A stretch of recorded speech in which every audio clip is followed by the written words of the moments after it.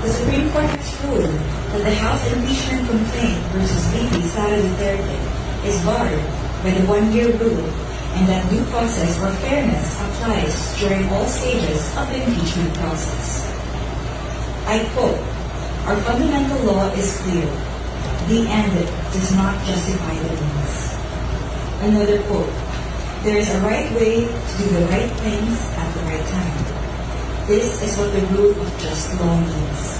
This is what fairness or due process of law means, even for impeachment." End of quote. In a unanimous decision today, July 25, 2025, the Supreme Court en banc declared the articles of impeachment against Vice President Sara Duterte unconstitutional, noting that it is barred by the one-year rule under Article 11, Section 3, Paragraph 5 of the Constitution, and that it violates the right to due process enshrined in the Bill of Rights.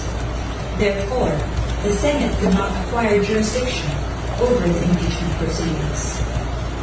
However, the court said Sa madaling sabi, wala pong magaganap na impeachment trial ngayon. Hindi pwedeng mag-hold ng impeachment trial ang Senado. Well, the court said that the House complaint versus the VP is unconstitutional and null and void, and therefore the Senate did not acquire jurisdiction to convene as an impeachment court. Hanggang until February 6, 2026 na hindi pwede. The February 6, 2026, that's the due date. I mean, that's the date until when another complaint can be filed. Okay. Or initiated. And wala na pong pwedeng magawa ang House of Representatives, as you said, immediately executory.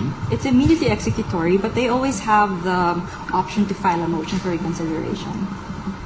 Thank you, Attorney.